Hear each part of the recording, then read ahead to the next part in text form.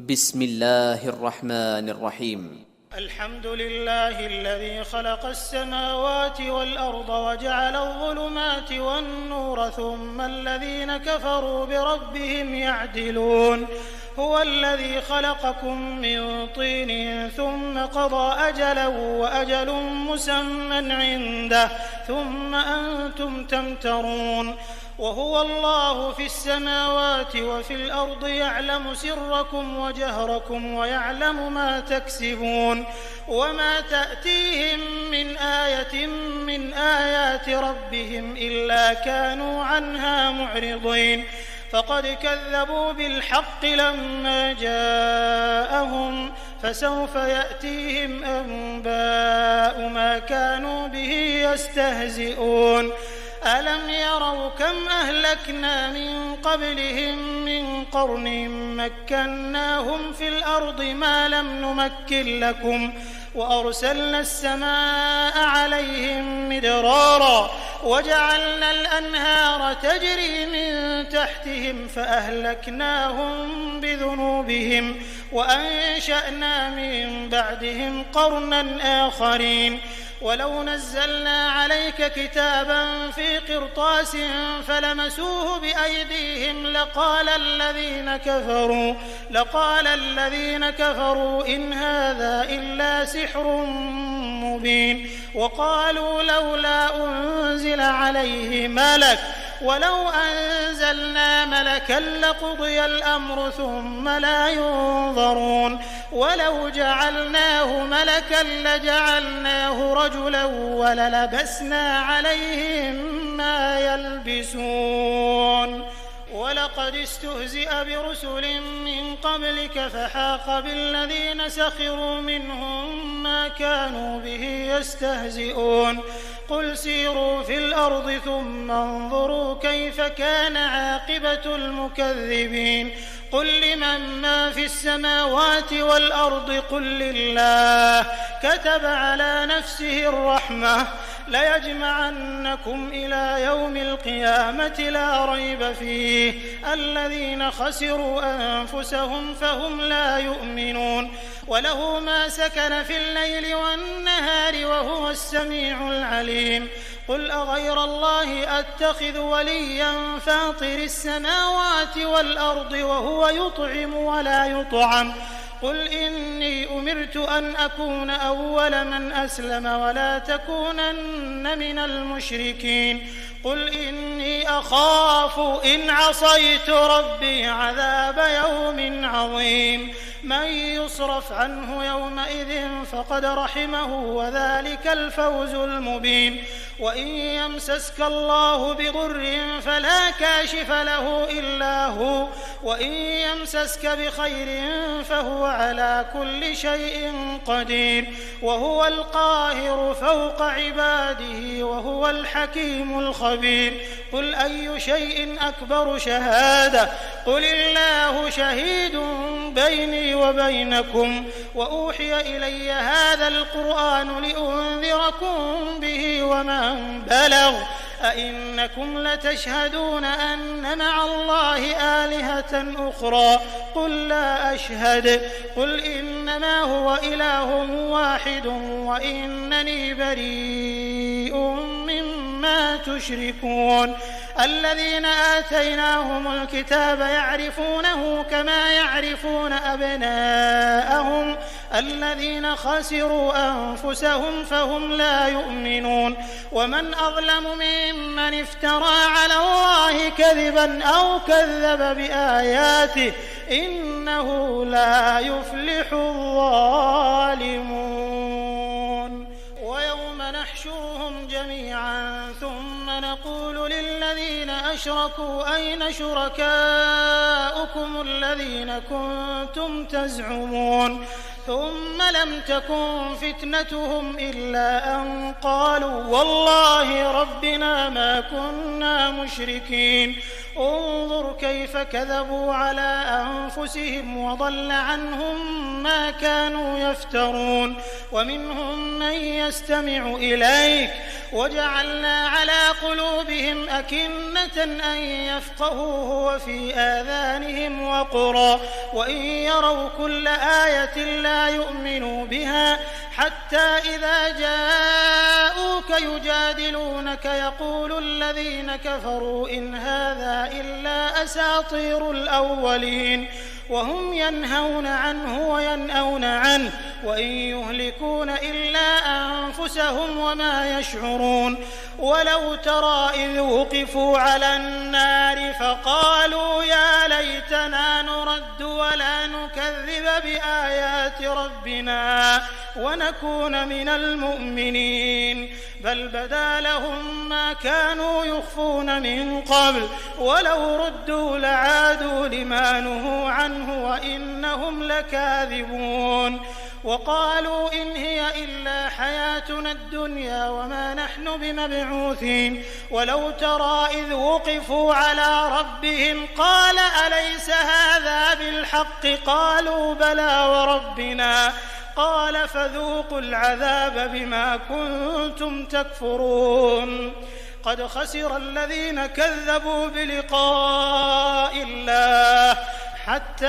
إذا جاءتهم الساعة بغتة قالوا يا حسرتنا على ما فرطنا فيها وهم يحملون أوزارهم على ظهورهم ألا ساء ما يزرون وما الحياة الدنيا إلا لعب وله وللدار الآخرة خير للذين يتقون أفلا تعقلون قد نعلم إنه ليحزنك الذي يقولون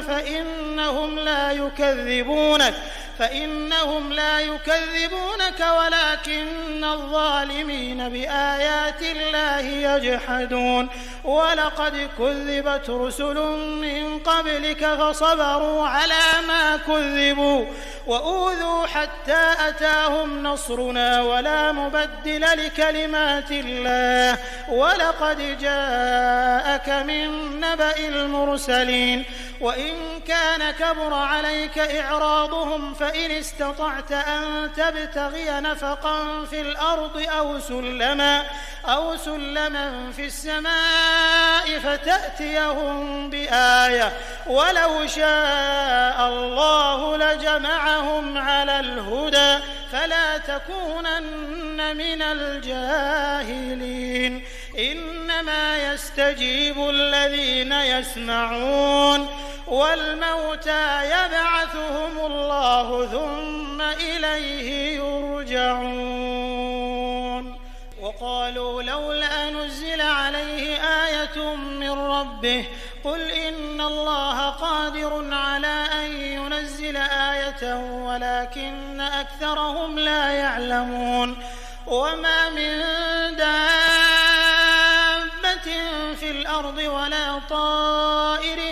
يطير بجناحيه إلا أمم أمثالكم ما فرطنا في الكتاب من شيء ثم إلى ربهم يحشرون والذين كذبوا بآياتنا صم وبكم في الظلمات من يشاء الله يضلله ومن يشاء يجعله على صراط مستقيم قل أرأيتكم إن أتاكم عذاب الله أو أتتكم الساعة أغير الله تدعون إن كنتم صادقين بل إياه تدعون فيكشف ما تدعون إليه إن شاء وتنسون ما تشركون ولقد أرسلنا إلى أمم من قبلك فأخذناهم بالبأساء والضراء لعلهم يتضرعون فلولا إذ جاءهم بأسنا تضرعوا ولكن قست قلوبهم وزين لهم الشيطان ما كانوا يعملون فلما نسوا ما ذكروا به فتحنا عليهم أبواب كل شيء حتى إذا فرحوا بما أوتوا أخذناهم بغتة فإذا هم مبلسون فقطع دابر القوم الذين ظلموا والحمد لله رب العالمين. قل أرأيتم إن أخذ الله سمعكم وأبصاركم وختم على قلوبكم من إله غير الله يأتيكم به انظر كيف نصرف الآيات ثم هم يصدفون. قل أرأيتكم إن أتاكم عذاب الله بغتة أو جهرة هل يهلك إلا القوم الظالمون. وما نرسل المرسلين إلا مبشرين ومنذرين فمن آمن وأصلح فلا خوف عليهم ولا هم يحزنون. والذين كذبوا بآياتنا يمسهم العذاب بما كانوا يفسقون. قل لا أقول لكم عندي خزائن الله ولا أعلم الغيب ولا أقول لكم إني ملك إن أتبع إلا ما يوحى إلي قل هل يستوي الأعمى والبصير أفلا تتفكرون. وأنذر به الذين يخافون أن يحشروا إلى ربهم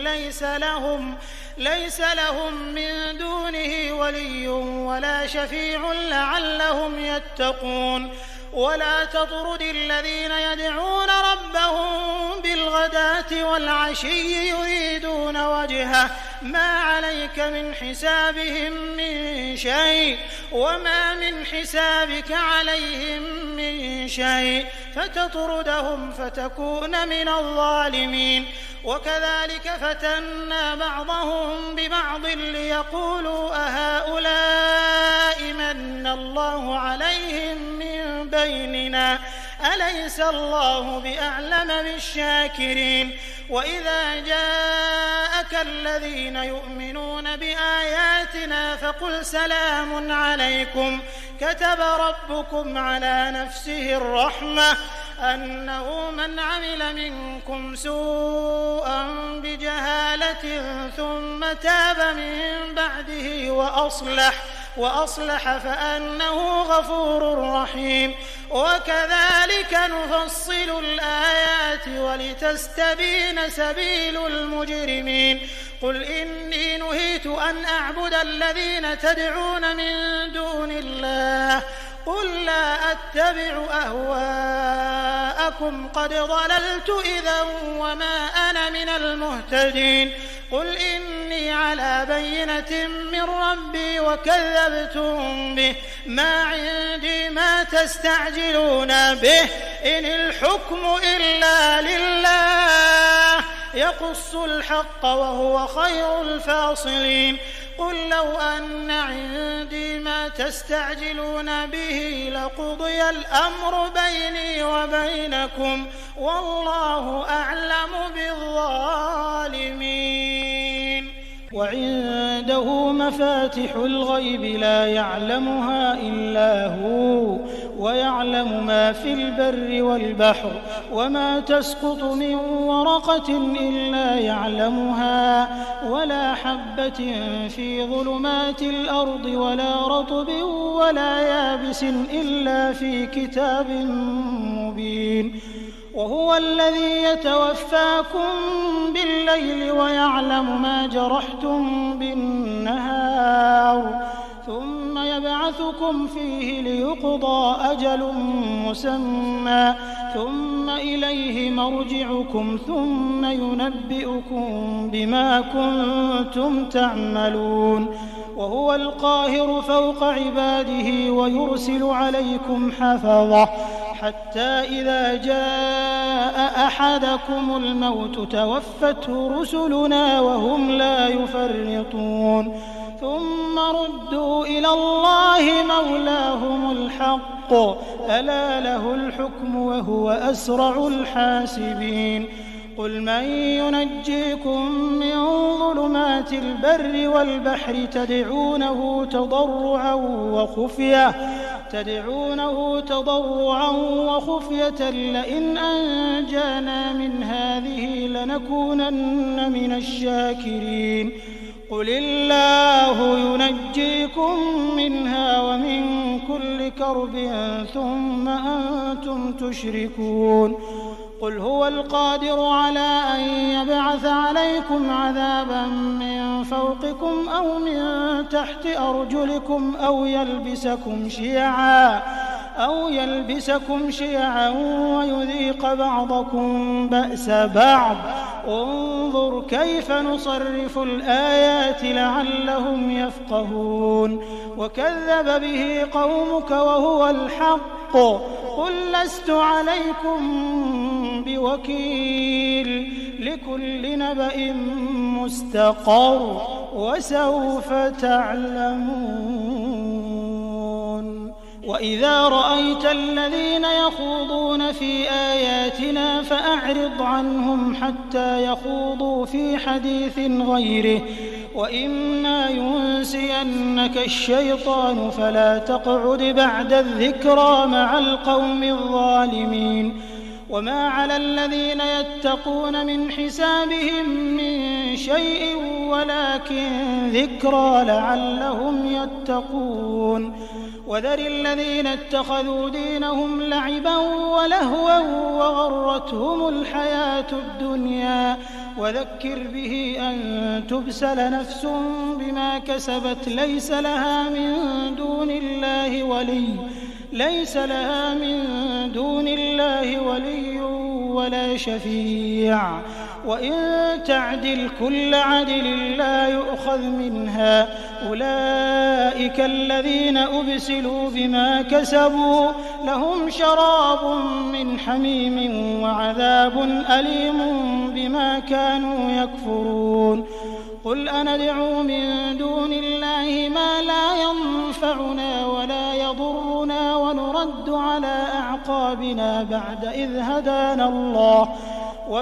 على أعقابنا بعد إذ هدانا الله كالذي استهوته الشياطين في الأرض حيران له أصحاب يدعونه إلى الهدى ائتنا قل إن هدى الله هو الهدى وأمرنا لنسلم لرب العالمين وأن أقيموا الصلاة واتقوه وهو الذي إليه تحشرون وهو الذي خلق السماوات والأرض بالحق ويوم يقول كن فيكون قوله الحق وله الملك يوم ينفخ في الصور عالم الغيب والشهادة وهو الحكيم الخبير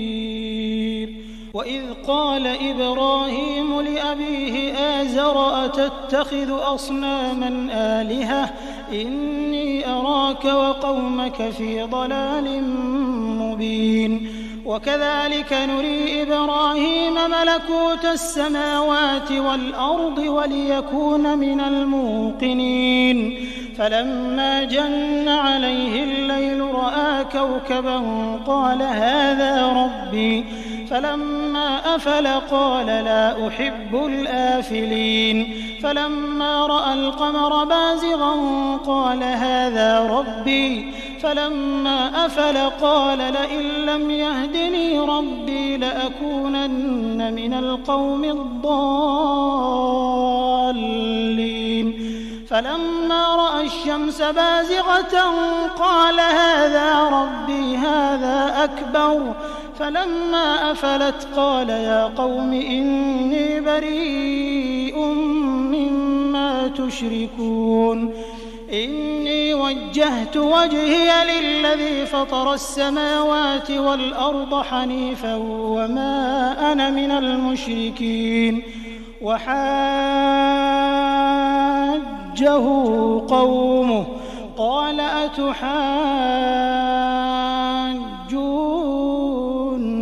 في الله وقد هدان ولا أخاف ما تشركون به إلا أن يشاء ربي شيئا وسع ربي كل شيء علما أفلا تتذكرون وكيف أخاف ما أشركتم ولا تخافون أنكم أشركتم بالله ما لم ينزل به عليكم سلطانا فأي الفريقين أحق بالأمن إن كنتم تعلمون الذين آمنوا ولم يلبسوا إيمانهم بظلم أولئك لهم الأمن وهم مهتدون وتلك حجتنا آتيناها إبراهيم على قومه نرفع درجات من نشاء إن ربك حكيم عليم ووهبنا له إسحاق ويعقوب كلا هدينا ونوحا هدينا من قبل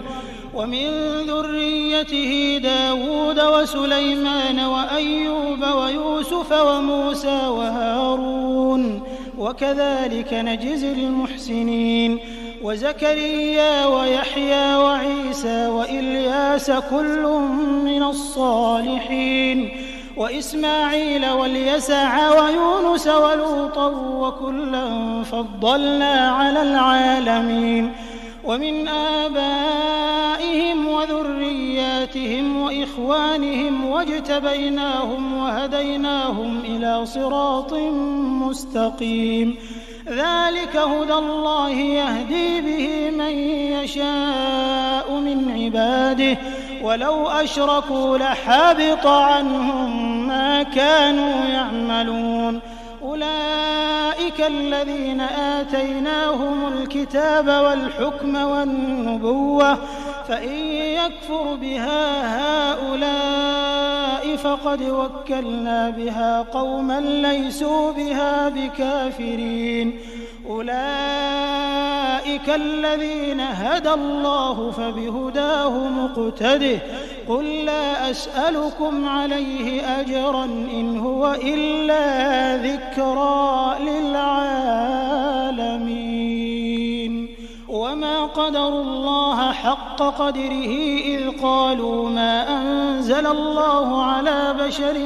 من شيء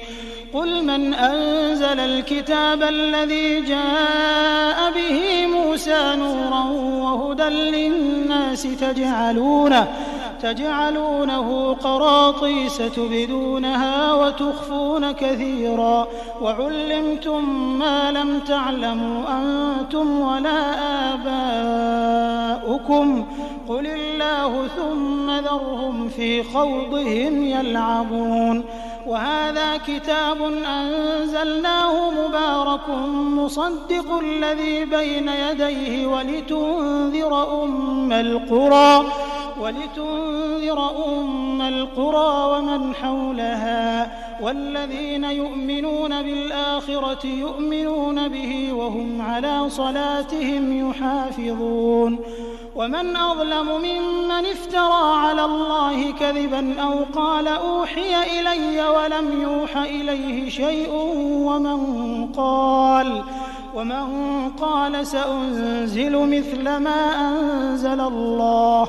ولو ترى إذ الظالمون في غمرات الموت والملائكة باسطوا أيديهم أخرجوا أنفسكم اليوم تجزون عذاب الهون بما كنتم تقولون على الله غير الحق وكنتم عن آياته تستكبرون ولقد جئتمونا فرادا كما خلقناكم أول مرة وتركتم ما خولناكم وراء ظهوركم وما نرى معكم شفعاءكم الذين زعمتم أنهم فيكم شركاء لقد تقطع بينكم وضل عنكم ما كنتم تزعمون إن الله فالق الحب والنوى يخرج الحي من الميت ومخرج الميت من الحي ذلكم الله فأنى تؤفكون فالق الإصباح وجعل الليل سكنا والشمس والقمر حسبانا ذلك تقدير العزيز العليم وهو الذي جعل لكم النجوم لتهتدوا بها في ظلمات البر والبحر قد فصلنا الآيات لقوم يعلمون وهو الذي أنشأكم من نفس واحدة فمستقر ومستودع قد فصلنا الآيات لقوم يفقهون وهو الذي أنزل من السماء ماء فأخرجنا به نبات كل شيء فأخرجنا منه خضرا نخرج منه حبا متراكبا ومن النخل من طلعها قنوان دانية وجنات من أعناب والزيتون والرمان مشتبها وغير متشابه انظروا إلى ثمره إذا أثمر وينعه إن في ذلكم لآيات لقوم يؤمنون وجعلوا لله شركاء الجن وخلقهم وخرقوا له بنين وبنات بغير علم سبحانه وتعالى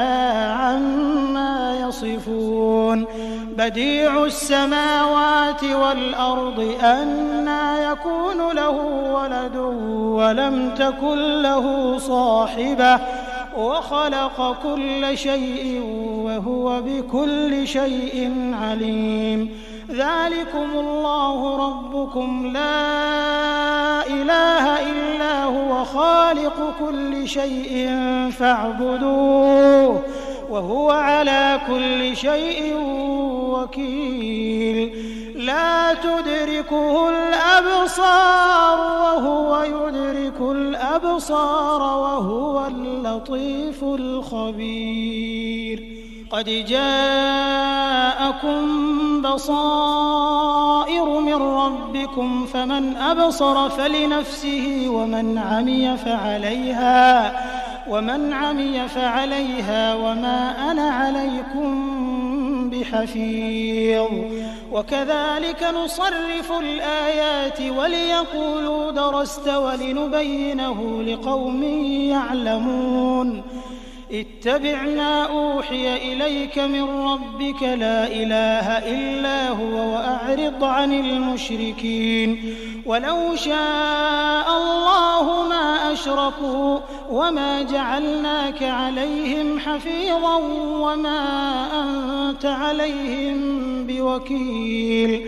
ولا تسبوا الذين يدعون من دون الله فيسبوا الله عدوا بغير علم كذلك زينا لكل أمة عملهم ثم إلى ربهم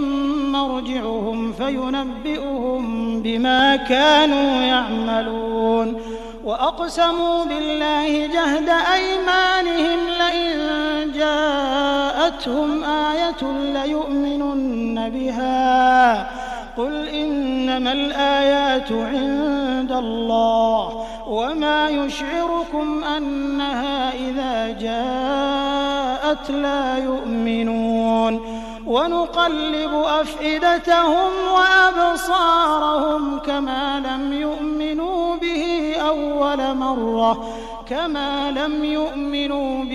أول مرة ونذرهم في طغيانهم يعمهون ولو أننا نزلنا إليهم الملائكة الملائكة وكلمهم الموتى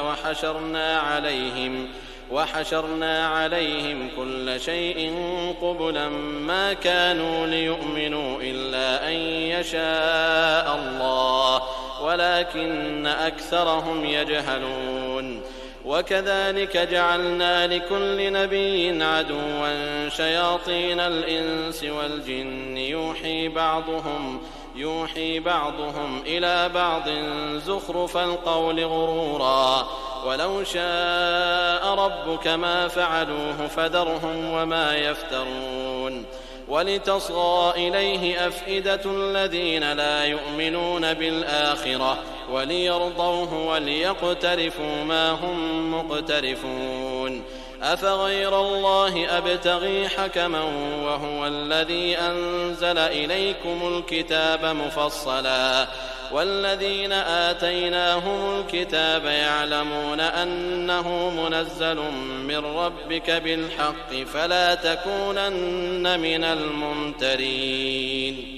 وتمت كلمة ربك صدقا وعدلا لا مبدل لكلماته وهو السميع العليم. وإن تطع أكثر من في الأرض يضلوك عن سبيل الله إن يتبعون إلا الظن وإن هم إلا يخرصون. إن ربك هو أعلم من يضل عن سبيله وهو أعلم بالمهتدين.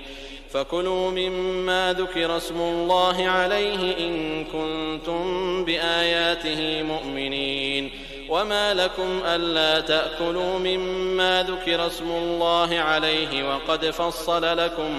وقد فصل لكم ما حرم عليكم إلا ما اضطررتم إليه وإن كثيرا ليضلون بأهوائهم بغير علم إن ربك هو أعلم بالمعتدين. وذروا ظاهر الإثم وباطنه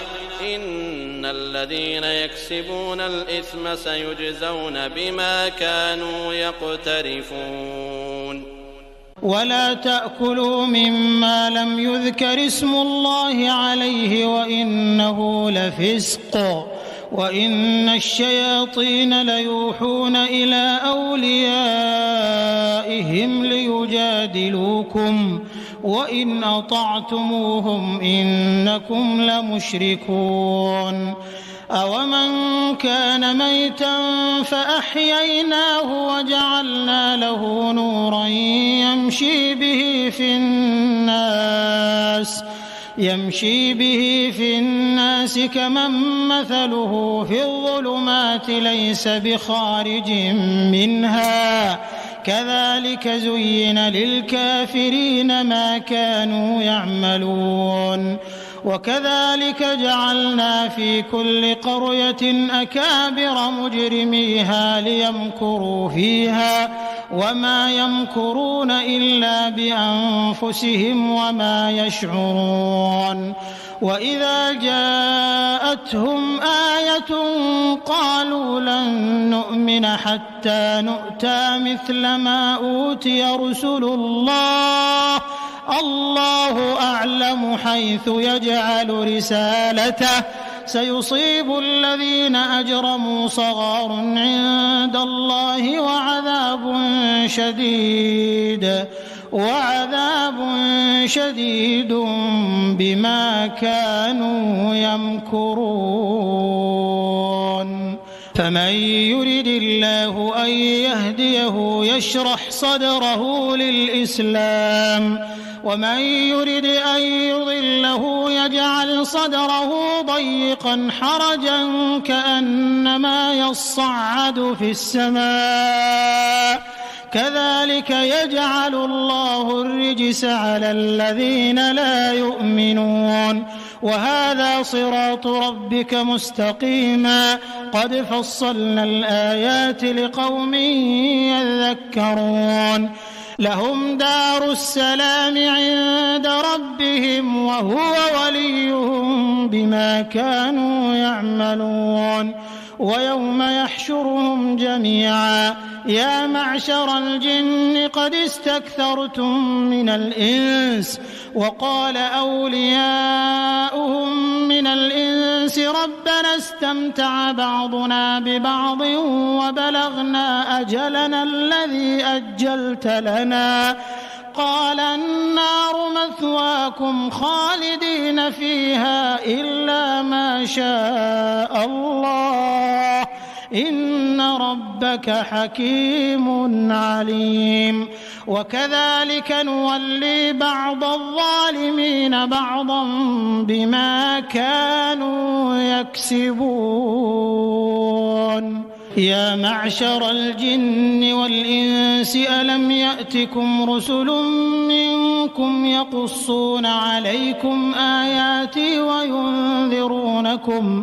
وينذرونكم لقاء يومكم هذا قالوا شهدنا على أنفسنا وغرتهم الحياة الدنيا وشهدوا على أنفسهم أنهم كانوا كافرين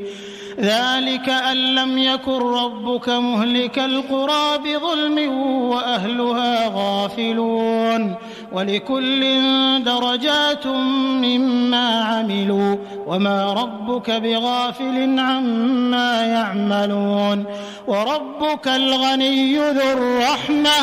وربك الغني ذو الرحمة إن يشأ يذهبكم ويستخلف من بعدكم ما يشاء كما أنشأكم من ذرية قوم آخرين إنما توعدون لآت وما أنتم بمعجزين قل يا قوم اعملوا على مكانتكم إني عامل فسوف تعلمون من تكون له عاقبة الدار إنه لا يفلح الظالمون وجعلوا لله مما ذرأ من الحرث والأنعام نصيبا فقالوا هذا لله بزعمهم وهذا لشركائنا فما كان لشركائهم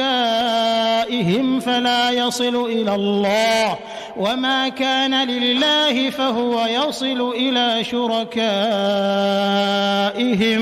ساء ما يحكمون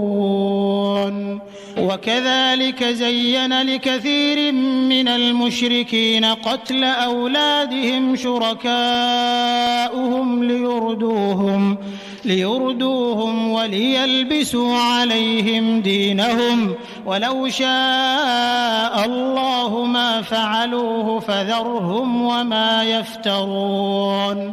وقالوا هذه أنعام وحرث حجر لا يطعمها إلا من نشاء بزعمهم وأنعام حرمت ظهورها وأنعام لا يذكرون اسم الله عليها افتراء عليه سيجزيهم بما كانوا يفترون وقالوا ما في بطون هذه الأنعام خالصة لذكورنا ومحرم على أزواجنا وإن يكن ميتة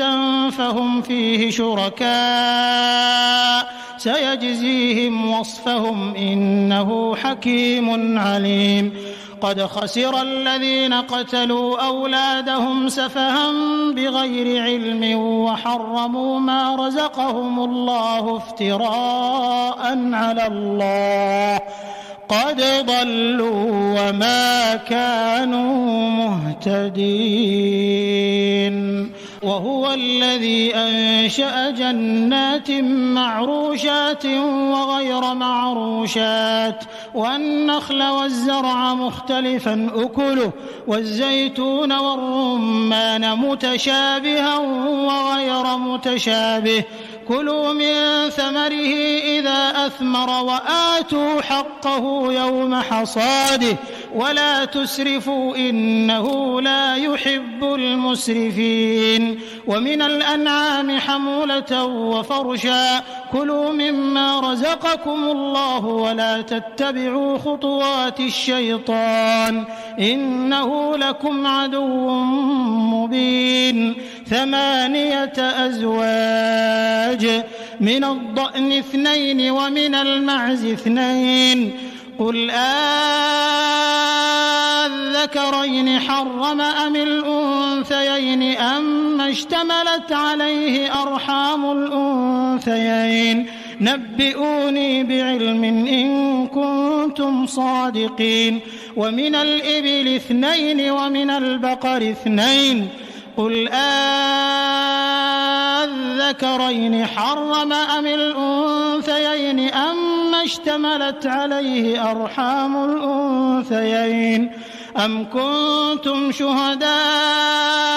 إذ وصاكم الله بهذا فمن أظلم ممن افترى على الله كذبا ليضل الناس بغير علم إن الله لا يهدي القوم الظالمين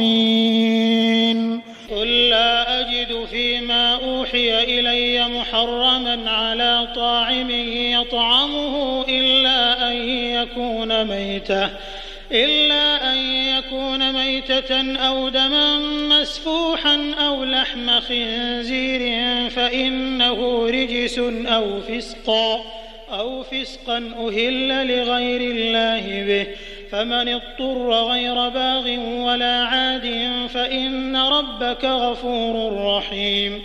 وعلى الذين هادوا حرمنا كل ذي ظفر ومن البقر والغنم حرمنا عليهم شحومهما إلا ما حملت ظهورهما أو الحوايا أو ما اختلط بعظم ذلك جزيناهم ببغيهم وإنا لصادقون فإن كذبوك فقل ربكم ذو رحمة واسعة ولا يرد بأسه عن القوم المجرمين سيقول الذين أشركوا لو شاء الله ما أشركنا ولا آباؤنا ولا حرمنا من شيء كذلك كذب الذين من قبلهم حتى ذاقوا بأسنا قل هل عندكم من علم فتخرجوه لنا إن تتبعون إلا الظن وإن أنتم إلا تخرصون قل فلله الحجة البالغة فلو شاء لهداكم أجمعين قل هلم شهداءكم الذين يشهدون أن الله حرم هذا فإن شهدوا فلا تشهد معهم ولا تتبع أهواء الذين كذبوا بآياتنا والذين لا يؤمنون بالآخرة وهم بربهم يعدلون قل تعالوا أتل ما حرم ربكم عليكم ألا تشركوا به شيئا وبالوالدين إحسانا ولا تقتلوا أولادكم من إملاق نحن نرزقكم وإياهم ولا تقربوا الفواحش ما ظهر منها وما بطن ولا تقتلوا النفس التي حرم الله إلا بالحق ذلكم وصاكم به لعلكم تعقلون ولا تقربوا مال اليتيم إلا بالتي هي أحسن حتى يبلغ أشده وأوفوا الكيل والميزان بالقسط لا نكلف نفسا إلا وسعها وإذا قلتم فاعدلوا ولو كان ذا قربى وبعهد الله أوفوا ذلكم وصاكم به لعلكم تذكرون وأن هذا صراطي مستقيما فاتبعوه ولا تتبعوا السبل فتفرق بكم عن سبيله ذلكم وصاكم به لعلكم تتقون ثم آتينا موسى الكتاب تماما على الذي أحسن وتفصيلا لكل شيء وهدى ورحمة لعلهم بلقاء ربهم يؤمنون وهذا كتاب أنزلناه مبارك فاتبعوه واتقوا لعلكم ترحمون. أن تقولوا إنما أنزل الكتاب على طائفتين من قبلنا وإن كنا عن دراستهم لغافلين. أو تقولوا لو أنا أنزل علينا الكتاب لكنا أهدى منهم فقد جاءكم بينة من ربكم وهدى ورحمة فمن أظلم ممن كذب بآيات الله وصدف عنها. سنجزي الذين يصدفون عن آياتنا سوء العذاب بما كانوا يصدفون. هل ينظرون إلا أن تأتيهم الملائكة أو يأتي ربك أو يأتي بعض آيات ربك يوم يأتي بعض آيات ربك لا ينفع نفسا إيمانها لم تكن آمنت من قبل أو كسبت في إيمانها خيرا قل انتظروا إنا منتظرون. إن الذين فرقوا دينهم وكانوا شيعا لست منهم في شيء إنما أمرهم إلى الله ثم ينبئهم بما كانوا يفعلون. من جاء بالحسنة فله 10 أمثالها ومن جاء بالسيئة فلا يجزى إلا مثلها وهم لا يظلمون. قل إنني هداني ربي إلى صراط مستقيم دينا قيما ملة إبراهيم حنيفا وما كان من المشركين.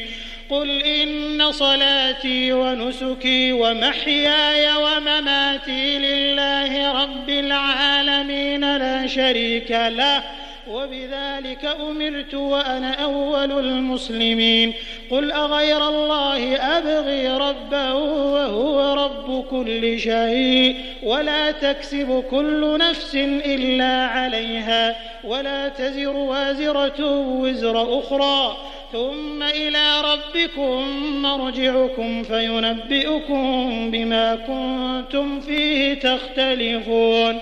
وهو الذي جعلكم خلائف الأرض ورفع بعضكم فوق بعض درجات ليبلوكم فيما آتاكم إن ربك سريع العقاب وإنه